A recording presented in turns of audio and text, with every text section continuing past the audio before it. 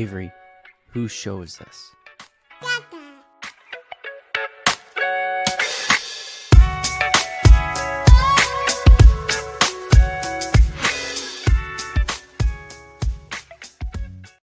And we're live. Welcome, everybody, here to the Lakers Lounge podcast. I'm Anthony Irwin, Senior Lakers Insider for Clutch Points, joined on this fine Sunday night by Raj Chapalu, who just at the last second decided not to make the trip up and watch that game. And Raj, I'm gonna commend you on your decision making there. Well done. Good job. Yes, thank you.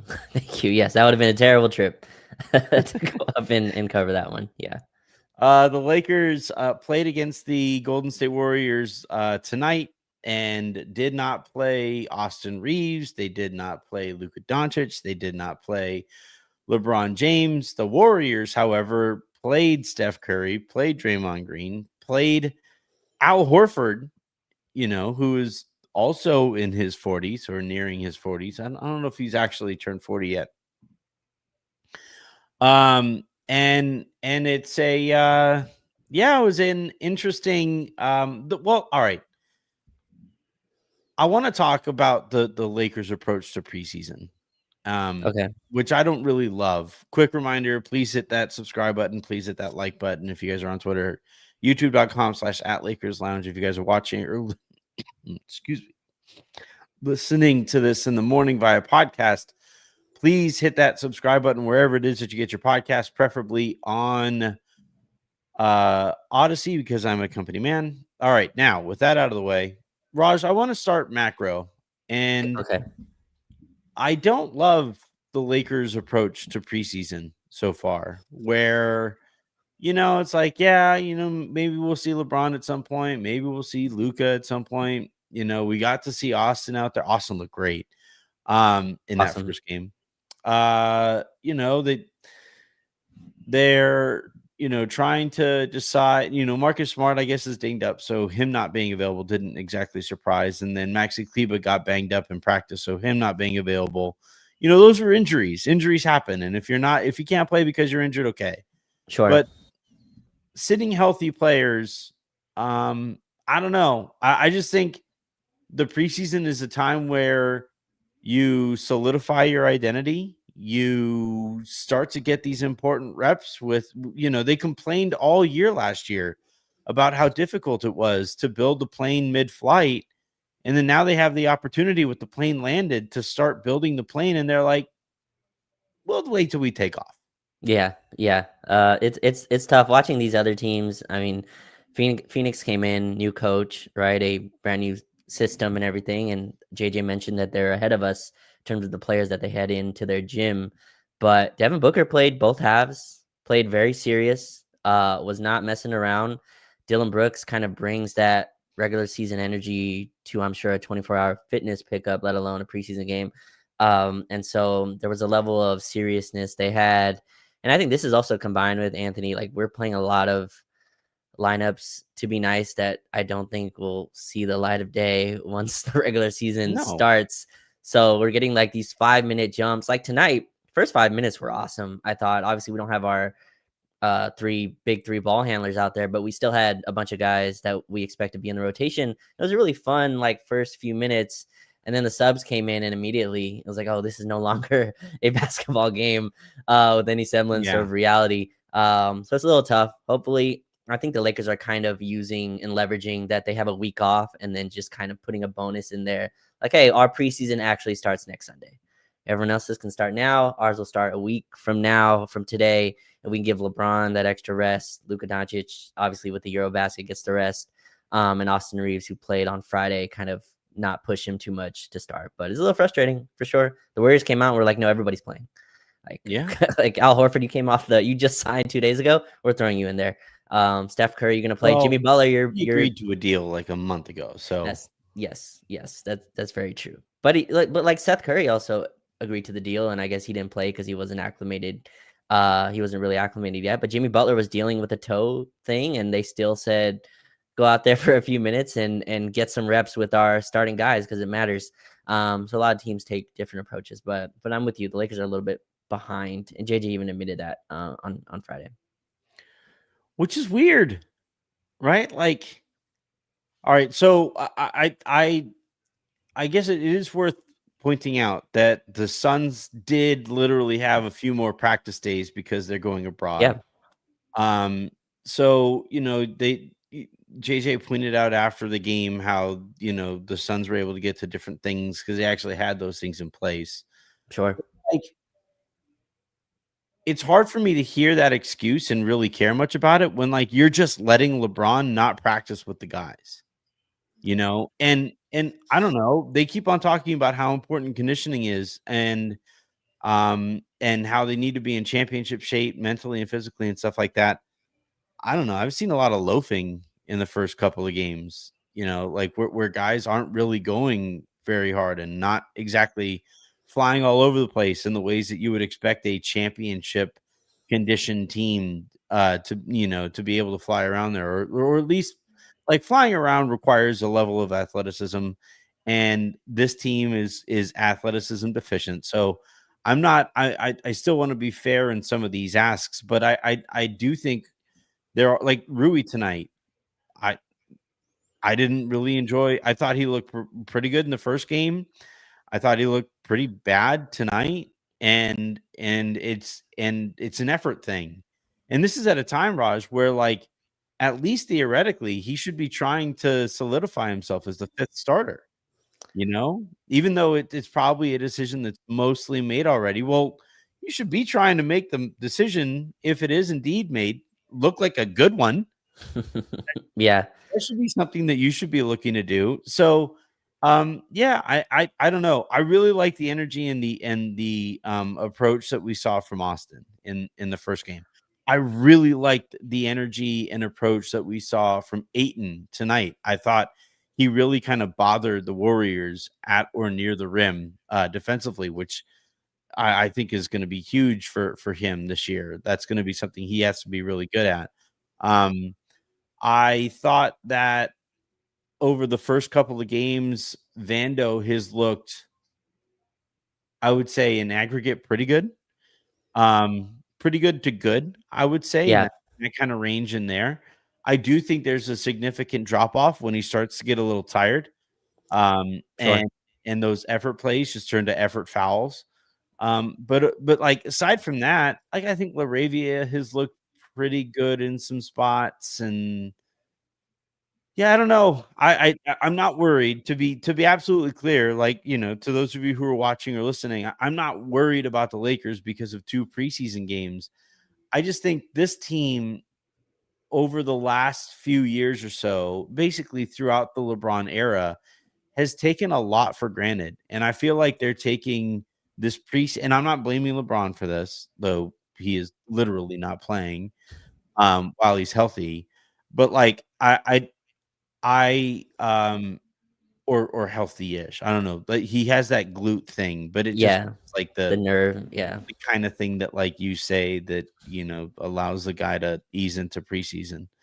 But like I don't know. I think that the Lakers have kind of fallen into the habit of taking a lot for granted, playing up or down. And I thought we saw it up or down to competition. I thought we saw it in this game where I thought the level of compete when Steph was out there, when Draymond was out there, when Jimmy Butler was out there, I thought the level of compete was great. yeah. And then those guys sat in the second half, and the Lakers were like, well, all right. Here we Yeah. go. Let's try this out. I don't know. I don't love this approach so far. It's been basically feels like a wasted week, first week of training camp. Well, it's interesting. What can you take right from these games? And tonight, like just schematically, kind of understand how lineups work. I think Laravia and Ayton have probably built the most chemistry together, right? I think Gabe Vincent and Ayton also had some chemistry running ball Gabe looked good screens. tonight. Yeah. Yeah, Gabe looked. If we get Miami, I didn't want to tweet this because I don't want to. I don't want to go here yet. But Miami Gabe and 2023 Vando are would be extremely helpful to this team. But just from what you can take, I thought Ayton had a pretty good first 2 games. Now it's funny if you look at the plus minus, Ayton's like a minus 25 tonight, and so he's kind of in Yeah. that second end of the second half, I believe, and obviously starting the second half for the Warriors go on like a 22-2 run or something wild. But I'm with you. I thought he was solid. Something interesting about him, Anthony, that I didn't really think about until watching him in person. I think he's going to have such a defensive ask that he's going to be tired offensively. And so I'm really interested how that looks. It's early on now, and obviously I think conditioning will improve, but I do think there's a two-way force that's asked of him, and I'm just so interested because again, he's kind of penciled in as a big time offensive scorer on this team, but his burden defensively is high. You watch him tonight, he's protecting the rim, he's coming out. JJ mentioned that they want the bigs higher on the screens. That's more work for the big man, right? Don't want him dropped back as far. But I liked Ayton's approach. These are words right now in October. It's very easy to say right now, but I think he's saying the right things. Like, hey, I don't care about my shot attempts. I'm going to be spoon-fed baskets basically by Luka, LeBron, and Austin. But I think the defense was really solid. He bothered Golden State tonight, which is a very small team when I looked at it today. Like they have all their You've been saying bigs. this all summer. They are tiny. It's seeing it out and like seeing it actually materialize is interesting. Like Al Horford obviously is an amazing fit and as advertised, the fit in Golden State.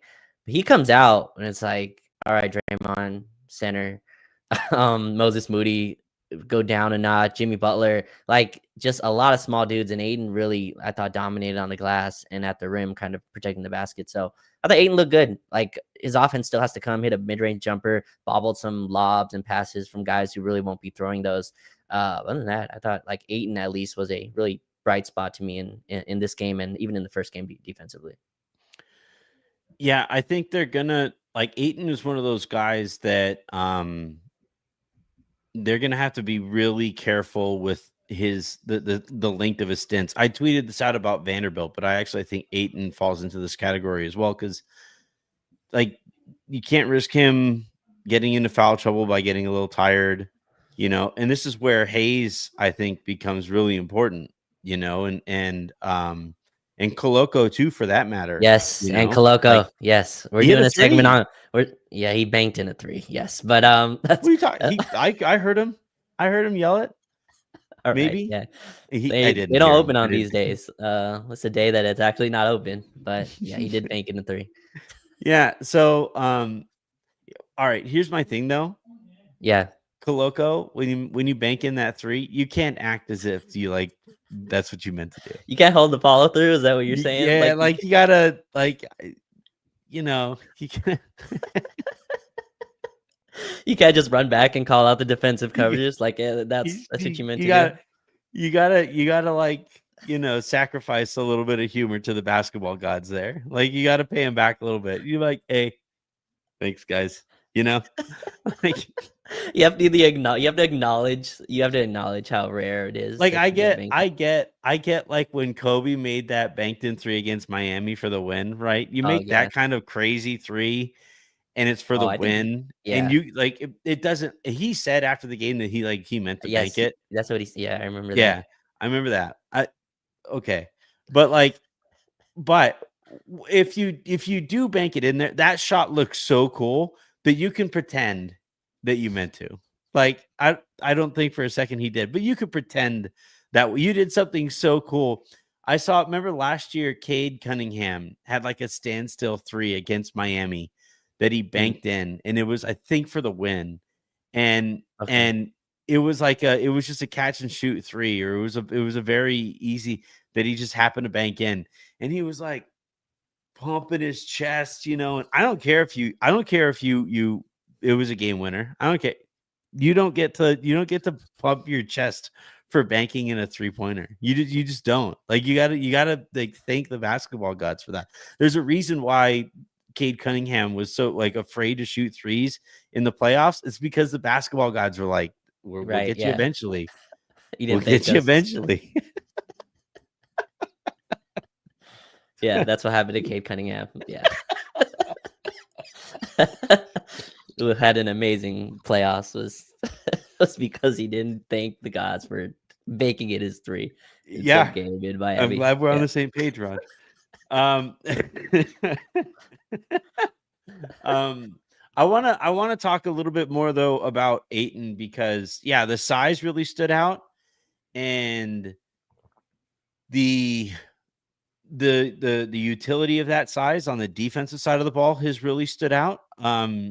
I will also say though that like the lack of explosiveness vertically has also stood out a little bit, where he's not getting very high up above the rim to get to get to some of these lobs.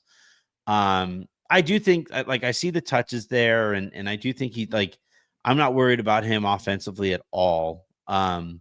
It, overall though, what do you think? What have you seen from Ayton through 2 games and a media day that I thought was I thought a good one for him too? Yeah, he said he was wounded and angry, right? You have an angry DeAndre Ayton. Yeah, And so, yeah, and I think that's interesting. Kind of think about a guy that has to kind of prove it now. Guy who's been making $30+ million a year for the last few years. He knows that this is a season that he cannot, mess up. But I thought, like, defensively, his defense was ahead of his offense, strangely, and that's partly to who the Lakers are playing. Again, I think these lineups are so like bobbled, where you have Bronny and Dalton coming in very early and getting a lot of reps. Which again, who knows if Dalton will play. Bronny, I think, is still going to be out of the rotation. But again, those two guys playing a majority of the minutes, I think, messes kind of the flow of it. But he and Austin, I thought, built some good chemistry. Austin was finding him kind of in that off the pick and roll, bounce passes, short roll passes, and I thought he kind of made the right play. Even though he only took 2 shots, I thought he created a lot of open threes on the weak side that the Lakers weren't able to kind of capitalize off of. And tonight, I think you saw it too with Gabe Vincent, who, again, not the passer that any of the 3 that we're expecting to run a lot of stuff with him is. But still, I think Ayton's such a force that just a Gabe Vincent Ayton screen and roll was causing havoc against the Warriors, who are a very small team as well. So I'm with you. He's going to be like Jackson Hayes was spoon-fed 5 to 6 field goals a game. I'm expecting Ayton the same way. He's going to get lobs and the ball in the place where all he has to do is go up and finish. But defensively, to me, was impressive. I'm super interested in that. That's, to me, where we need him more. I mean, we theoretically have 3 22 to 25 point a game scorers in the starting lineup. And then Rui, I'm guessing, is going to start next to him, was another hopefully 12 to 15 point a game scorer. I think if Ayton can do his job defensively, I think that's the most important thing. And I think he will, as long as the team is winning and like they're being successful. I think he will. But that's to me what he showed in these first 2 games, that he has the capacity to defend this way. Now I'm with you on the short stints. Man, that's a large ask for him to do that and then also get up 15 to 17 points on the other end.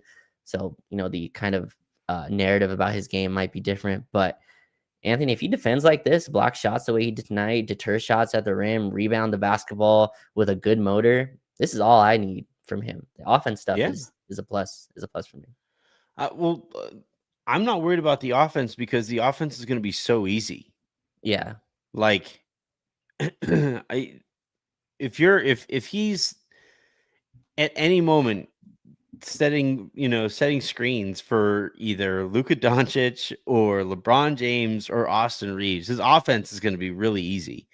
And if he's on a court with all 3 of those guys at any given moment, there's going to be switches that he'll be able to take advantage of too. Like, I'm not Yeah. worried about Ayton's offense even a little bit, or even the role that he'll be playing within that offense, because it's just like this is the easiest his life will have ever been off. Like, you can make a real argument that his life will be easier this year offensively than it was even with that Suns team Yeah. when he got to the finals. So we'll kind of see. Again, like that's one of the reasons why I would have liked to have seen Luke. Like I thought they would split. Where Luka would maybe play in one of these games. Is you have a week to recover from playing a half of preseason basketball. Like I don't know. This is where I feel like really old. You Get off my know, lawn kind of thing. yeah, we really got to be careful with these guys. Like, you're gonna play 15 minutes of preseason basketball. That you're gonna jog up and down the court. Like, what are you talking about? We got to be careful with these guys. Like, what are you talking about? Yeah. But like, yeah, I also want to talk about Vando. Yes. Yes. Who I've loved his energy. I think he has at times been caught doing a little too much with the basketball, handling it a little bit.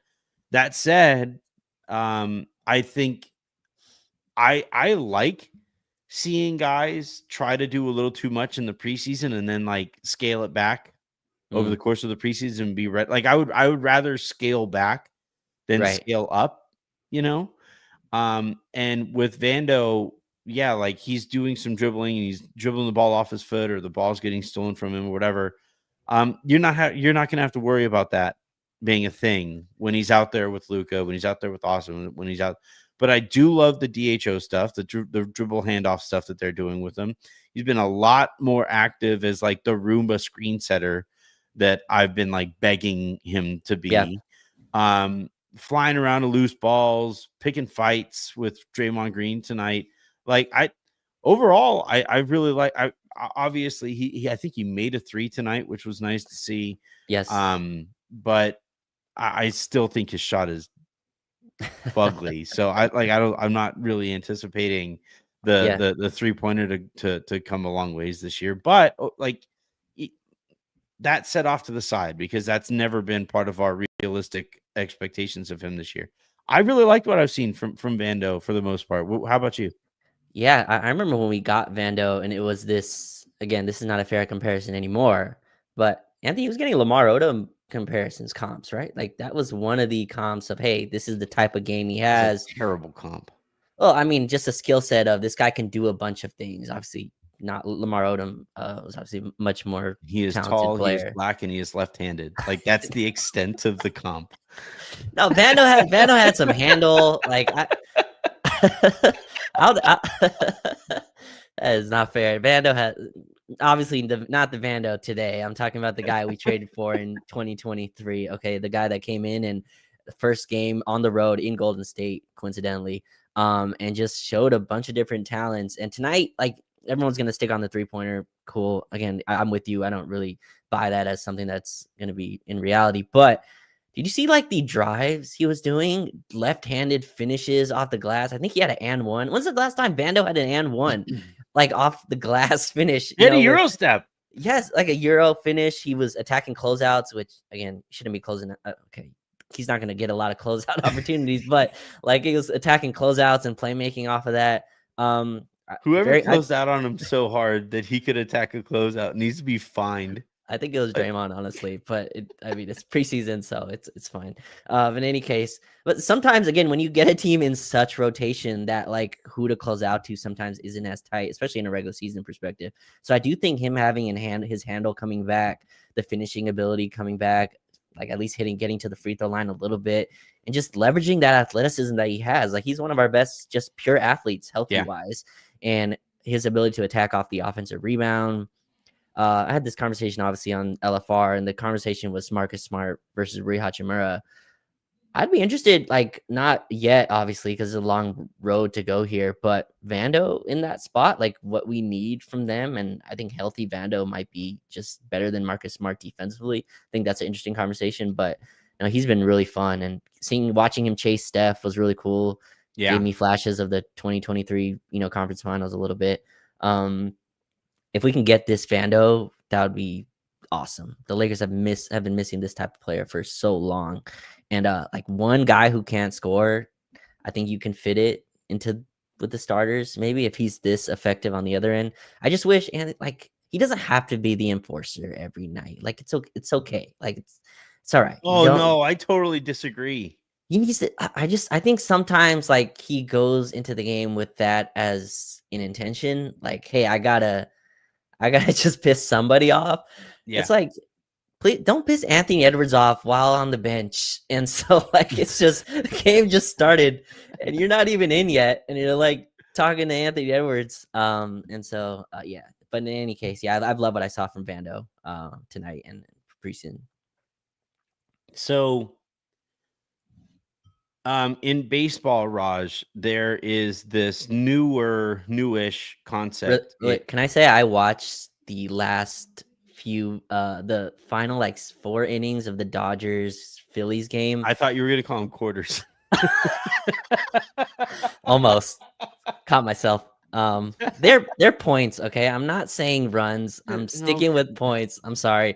But in any case, I watched T.O. score the final 3 points and I thought that was just incredible. That was watching that live was amazing. Watching Otani pitch was so cool, and then watching what's the guy at the end? Forgot his name. Yo, Roki. Roki, Roki. yeah, Roki. Roki Yes, watching Sasaki. him. Yeah, that Yeah, was really that was super fun to watch just live and seeing that live. So just want to put that in there. I watched a baseball game, half of one. This, yeah. this My kids, we let my kids stay up Saturday night, and they watched the baseball with us, and we were just okay. screaming at the top of our lungs off of my back patio, um, just watching that game. But yeah, it was a stellar game. It's so wild seeing a bullpen that carried them to a World Series last year be so bad that they're going from Shohei starting, throwing 6, 7 innings or whatever he did,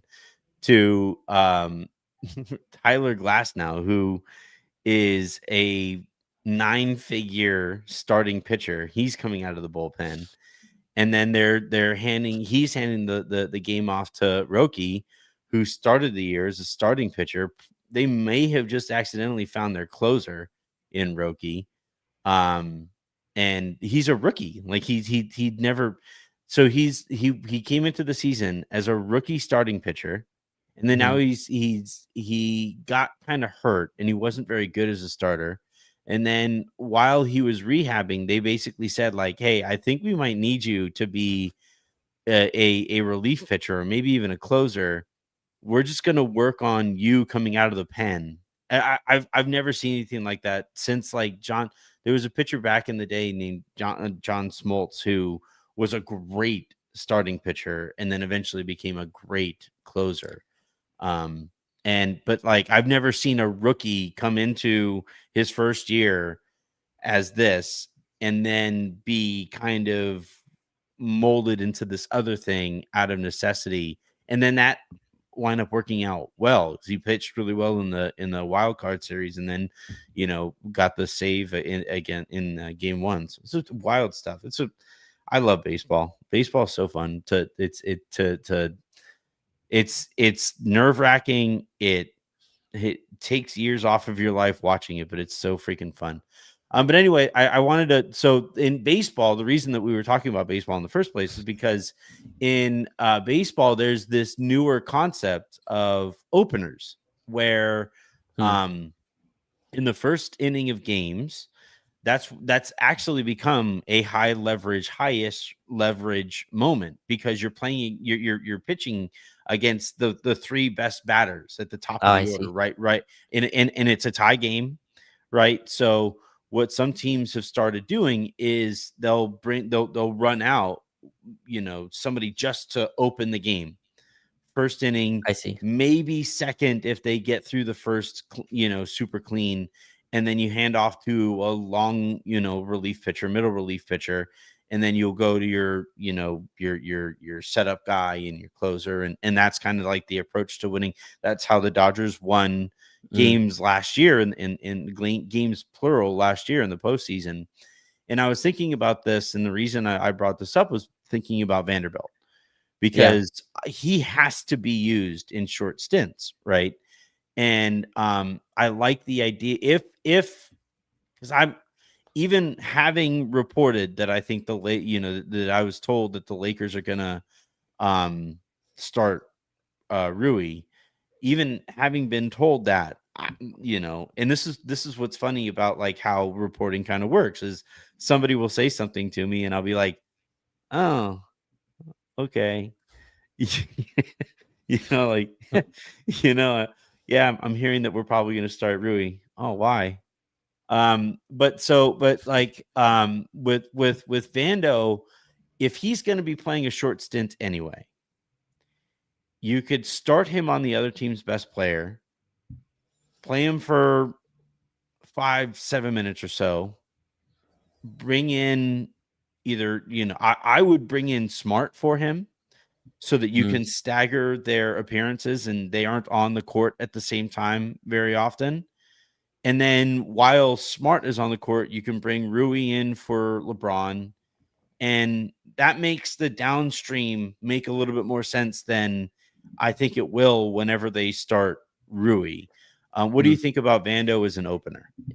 Yeah, I mean, something that again, I said this before on Pete's pod, but Pete and Darius' pod, but I feel like our starting lineup, and I'm for Rui starting over Smart, but I still think our starters are so finesse. Like we have a very finesse starting lineup, right? Yeah. And it's a very skilled starting lineup, but it's extremely finesse. There's another 4-letter word you could use there, Raj. Yeah, I don't use that word. I don't call players that, but finesse is the word. I'll have the extra finesse toilet paper, please. That's different when you're describing cloth. All right, when you're describing people, it's a little bit more harmful. But Wow, anything. these silk sheets are finesse. Another product of material. Yeah. You don't want to call someone tissue paper or toilet paper. I mean, like, you know what I mean?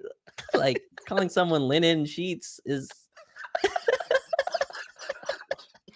not nice. Like, who wants to be called that? Like, you know what I mean? Especially in a basketball sense.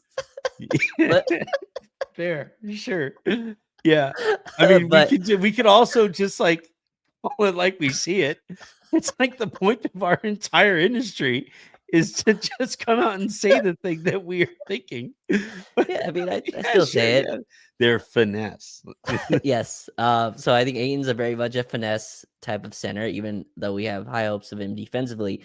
That's kind of, I guess this is also a kind of reasoning to start Smart. I just have less kind of confidence in him being who he was from 3 years ago. But Vanderbilt to me is a guy that, like, defense is a reactionary position, but he's so aggressive that he also dictates what you do offensively. And I think the best defenses do that, right? They react to you for sure, but they also have a kind of flip that they can switch where their aggression makes you react. And I like that about him. He had a play in the first preseason game where it's a play that I feel like only he and maybe one or two other people can kind of do on this team.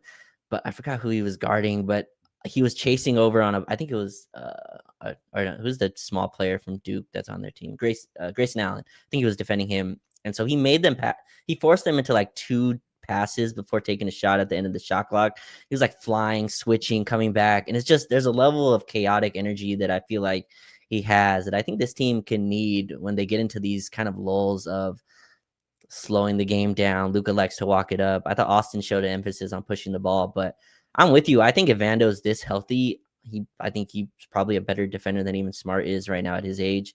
And what we're already seeing, Smart's already hurt. I'm interested. I'd be open to it. I still think Rui would start, and I would still kind of push that Rui's probably the best starter overall when you look at all the stuff that he brings versus the question marks of Vando and Marcus Smart. But if we get 2023 Vando, who started on that team, I believe Vando started through the conference finals, if I have that correct. I think he was benched for Dennis Schroeder in game 1 of the Denver series. No, maybe? I feel like is that D'Lo? Well, no, because like you had in all of those series, Vando's role diminished over the course of that series. Sure, and then but to your point, he was the starter, right? He got at first, yeah. He started throughout the Warriors series. I'm pretty sure. I don't think or maybe he was benched. Who knows? Mm-hmm. But yeah, I'm open to Vando as a starter for sure. If he's this level and this healthy, and I think right now the kind of path that he's on is, can I just see him play 10 straight games? Like, can he play 10 straight games, be effective, be himself, not have some kind of hiccup health-wise, to where he can just continue to be this player? And I think some of that is there's a turbo button that's broken on his controller that I feel like, let's get that controller fixed. Like, it's like we can fix that controller. There's places that do that that I'm sure fix that controller so we can have him for the long run. Yeah, I just am concerned with Vando. I would rather just throw him out there and have his turbo button stuck in short stints and then bring him off, and then throw him back out there when he's rested, have his turbo button be stuck and then bring him off, because I just don't think he is capable of pacing himself. Like I just, and that's part of the problem, part of the reason why his impact diminishes the way that it does in the postseason because everybody starts playing as hard as Vando does. And then, once you can't like reach another gear, while all of these like more overall talented players do, kick it up an extra notch. That's where over the course of these series, Vando, winds up being played off of the court to an extent. But in the regular season, and if you're able to basically like tailor, Dennis Eckersley, Direwolf, another guy who went from starting pitching to closer. Shouts to Eckersley for gifting Kirk Gibson his homer though, so I appreciated that one. But like with Vando, like I just think if you're able to basically like tailor his role and make it super super narrow, and his stints are super narrow to where like it doesn't hurt as much that he is his offense is gonna sting. He's surrounded by Luka and LeBron and Austin and Ayton. Like that's the spot that you put Vando out there for. And I don't know what other ways, and because he's not going to be the first guy you bring off the bench. I don't know what other ways to have him surrounded by those guys, other than starting him. So it's an interesting concept. But again, to be clear, and you said it already, we both think that Rui is going to start. Like that's how this is going to play out. And maybe it is even, I disagree with it. You agree with it. But like, I'm still really kind of curious. I just think they need some, like, I don't know if you listened to the show that I did with Pete, where I compared the starters to like a pot roast. And yes. and it's like, you have like you have your beef that's like slow cooked and it's very tender, and you have these potatoes and vegetables and they're both very tender and they both give way, and then you have this like gravy that is also really rich and heavy and stuff. And then like when you add Rui to the mix, it's like more richness, right? Maybe it's like mushrooms that also, kind of just get kind of soft in the slow cooker. Whereas like if you add Vanderbilt or Smart, it's like adding, putting that pot roast on the plate and then having a nice like toasted garlic bread off to the side that you can reset your palate with, that can actually offer a little extra bang to that meal. And it's not to say that I don't like Rui as a player. I think he's been really good in all of this stuff, and I do think like he is flat out better at basketball than Vando, than Marcus Smart. So if the point is just getting your most talented players out on the court together at the start of games, then okay. But I still think fit has to matter. I still think balance has to matter. It does. The only concern with Vando, and this is my concern for Marcus Smart as well, is are we below the baseline of offensive utility needed, right? And does one player fix the defense on the other side enough to kind of balance that out? Because any way you put it, like I think they're going to run more fun actions and interesting stuff. But let's be clear, it's going to be a lot of Luka, Ayton, or whoever pick and roll, right? And so Vando shrinks the floor. Ayton is not a threat outside the paint, which kind of by that statement shrinks the floor. And LeBron is another guy who did shoot well. A lot of the LeBron stance fans came at me and were like, yeah, LeBron shot 40% from three. I understand that. But the way the defenses are going to defend him is they'll always kind of give up a jump shot versus kind of letting LeBron get to the paint. So I just feel like that really shrinks the floor for us. And the roster's not perfect. So we don't have a 3-and-D wing 3 that's just on this roster that fits perfectly. Rui is kind of, in my opinion, the best of both worlds. Although watching it in person in game 1, he stands out as very slow for that position. I understand Luka and LeBron aren't playing for sure, but watching Rui chase around Devin Booker while Ayton is in a drop back is just absolutely not what you want to see. But in any case, again, we have no perfect answer for this. And so the offense needs to be top 3 to 5 level, which I think it has the potential to. But again, yeah, if Vando's this good and healthy and is able to kind of bring this chaotic toughness and guy you can throw on, like, I'm just like reminiscing. I remember when we got Vando, we're like, we got a guy to guard Brandon Ingram. Finally, like we were throwing Patrick Beverly on Brandon Ingram. Yeah. We're like, Yeah. we have a guy to throw on him. And one of the Pelicans, announcers, blank on his name, their color commentator was like, he's the best Brandon Ingram defender in the league, he believes. And that's the kind of level that Brandon Ingram's not a superstar, but guy that averages 25 a game. That's the kind of level of defender Vando was. The Lakers were expecting is the reason he got the deal he did. So hopefully he's healthy. And I think he has a case as a starter if health permits. Yeah,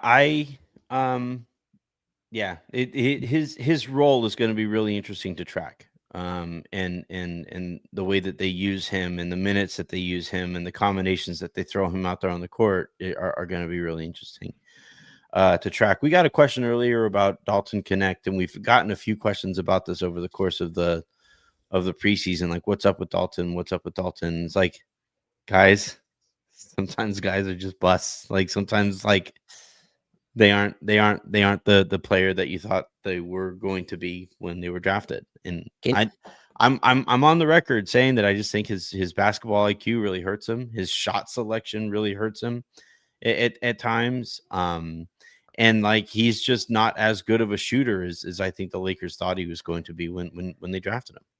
It's like Anthony Brown. Anthony Brown was a phenomenal college shooter, and then he got to the NBA and he just wasn't as good at shooting in the NBA.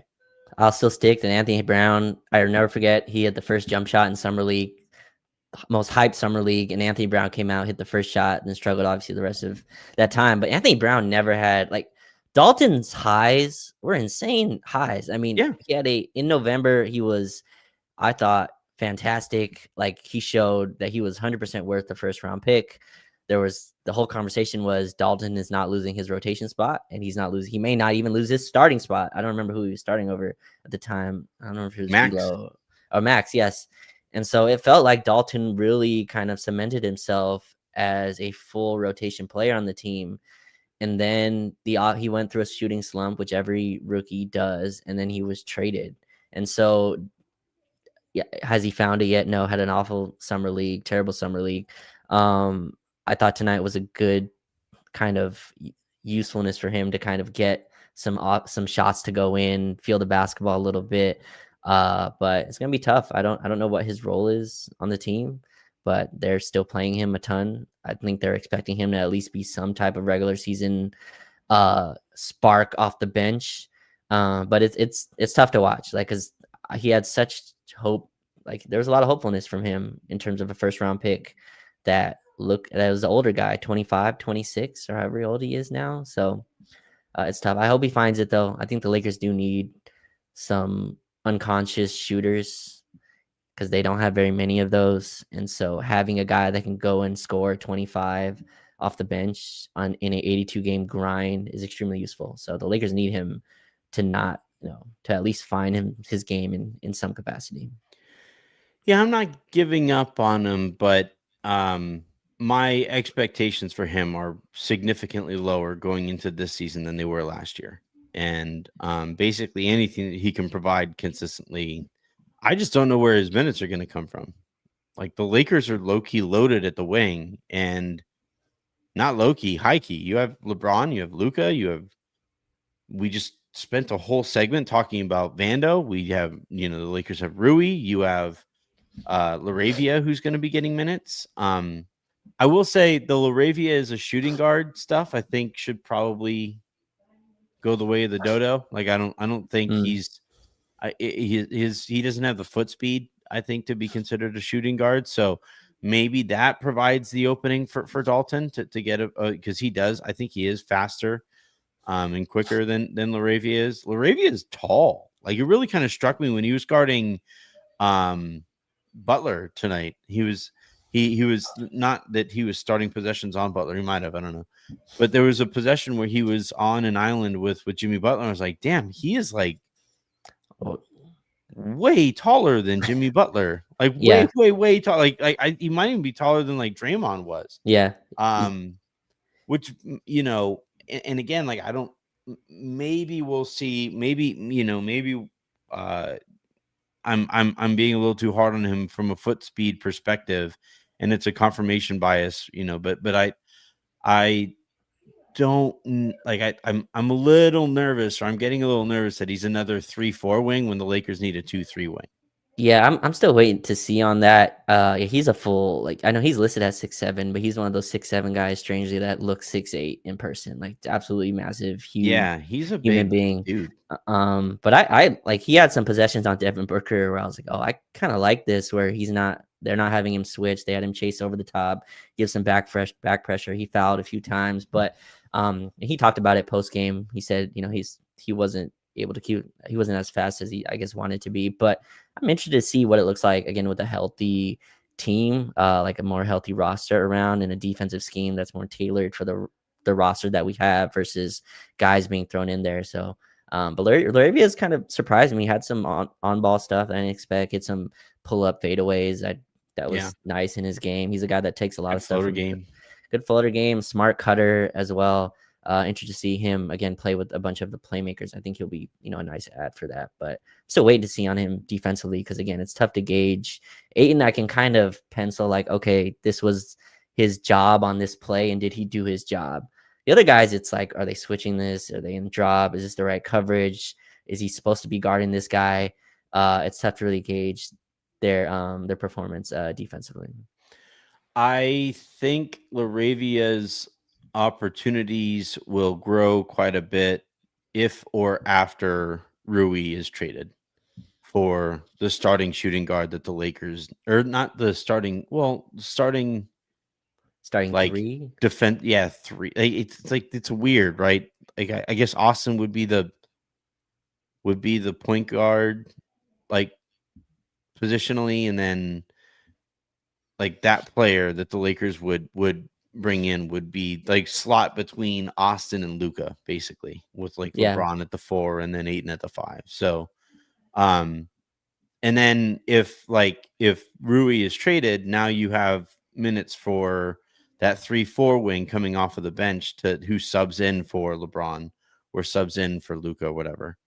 Um, I just don't like, yeah, because like we have Amaris Hall asking, like, do you think Laravia could start? And it's like, I just don't think he has the foot speed to start in that spot between Luca and Austin. yeah. I'll say I think he has quicker foot speed than Rui, right? And so, like, at least, I mean, at least from I in don't know. person seeing it, it Maybe, felt like yeah. he could. Like, if he looked quicker than, like, if he looked quicker in person, I'm not here to say like your eyes lied to you. I think it's roughly similar from Yeah, what I saw. yeah. I mean, I thought he was a little quicker, and I liked him chasing him to the top. Where I don't like Rui trying to get over screens. He just, Yeah, something about his form doing that just does not it just not look clean. Rui gets eaten by almost every screen that he's going yeah, around. It's just, but yeah, I like Laravia's, I guess, technique getting around, and again, he has really nice size, nice wingspan. I think that can be leveraged. And again, another guy. I mean, that fifth spot is open for business, right? I think it's a camp battle. Well, I think it's solidified right now, but at least it's a yeah. battle in the regular season that can interchange throughout the year depending on what they're doing, if they're winning or not. All right. Last thing that I wanted to talk about here, looking ahead, is and the reason I say it's a big week ahead. I put that up on the board, and Roger's like, they don't even play. Um, in the week that is to come, we are waiting to see if or when LeBron joins team activities in practice. I think that's a big development that obviously needs to happen. We should get an update as soon as tomorrow on Marcus Smart's health and his availability. Should be getting a update on Maxi Kleba relatively soon, after that MRI came back clean. And I say this is a big week ahead because you do not get full weeks of practice in the middle of the season. And That's fair. the consistent messaging that we've gotten over the I haven't even looked at JJ's quotes yet because we've been on the air. But like the messaging coming off of that Phoenix game was like, yeah, we're still working on this. We're still working on that way. This is an opportunity where you do just get to work on those things. So guys need to be available. The Lakers have a real opportunity to implement a lot of that stuff. And I say this is a big week because they'll get there by the time we get to their next game. I'm expecting real progress. I thought we got real progress from game 1 to 2, and I think we need a similar leap from game 2 to game 3 in the preseason. Yeah, I tweeted. I felt like we need the training wheels off. Like we are driving around with Yeah. training wheels and just kind of coasting through these games. Again, I think when Luka and LeBron suit up, there's a level of seriousness that just inherently comes with that. And so I would like to see some, not that Dalton and Bronny and all the Exhibit 10 guys and my guy Koloko shouldn't play, but I would like to see a little bit more time with the lineups that I know that will be like, in my opinion, Anthony, like I was sitting in the media place and I was saying, I don't think I saw a single Phoenix lineup that I don't expect to play in the regular season. Yeah. Every single one of their guys that played, like they played their number 10 pick, Malawak. But they played him they didn't play him next to a bunch of young guys. They played him next to Devin Booker and Dylan Brooks and all their guys they expect to play. And so I felt like they played a full almost 3/4, and they were up like 26 and decided to put their end of the bench guys in. But between then, like they took that game extremely serious. And I'm not saying the Lakers have to do that per se, but again, I would like a little bit more of the lineups that I know that will be actually playing once the season starts. But I expect to see that next Sunday. They get a week off, get to put in all their stuff, all their offense, defensive kind of principles, and play the same team again in a week. Which makes the comparison all the easier, right? Like we'll finally, Pete and I talked about this, and my thing on preseason is I never care about winning any one particular preseason game. Like that Right. never really matters to me, but you can't go 0 for the preseason. You can't. And in this case, the Lakers were blown out in game 1 of the preseason, and then were blown out while rotation guys were in there in this one too. And then the end of the bench guys came in and they made a run at it. So like the Lakers need to be more competitive than they have been so far. So we'll see if they're able to. Raj, anything that you want to plug before we get you out here? No, I'm excited to dive into the film on this one and the game 1 as well. It feels like it's been a long summer, at least from a waiting perspective. And so excited to get into the film of this one and rewatch. I think I can rewatch the first half and I'll probably be good on Probably this one. fine. But I we'll do see. think that third quarter, because it went to hell fast. It did. Yes. And I think I would go back and watch the third quarter and just see like why it went so poorly so quickly. Yeah. But we'll see in the rewatch. All right, that is going to do it here for this episode of the Lakers Lounge podcast. Thank you everybody for tuning in. Thank you to Raj for hopping on. The plan here is to record a quick little lowdown, which will also appear on the YouTube page as well. So I will get to that ASAP, and I will be recording a mailbag episode tomorrow. So get your questions and topics in the form of a 5-star review to the iTunes mailbag, or take your chances with Twitter, or take your chances with the comment section while I'm recording or streaming tomorrow. But regardless, that's the plan for tomorrow's. And then we have a couple of guests lined up for over the course of the week. Picking back up on the contender series and just kind of talking about the updates from practice as well. So keep an eye out for all of that stuff. And until the next time you guys hear from us, I'm Anthony Irwin. That was Raj Chapalu. This has been the Lakers Lounge. Have a great rest of your weekend. Make somebody else's. And I will talk to you tomorrow or whenever I talk to you sometime soon.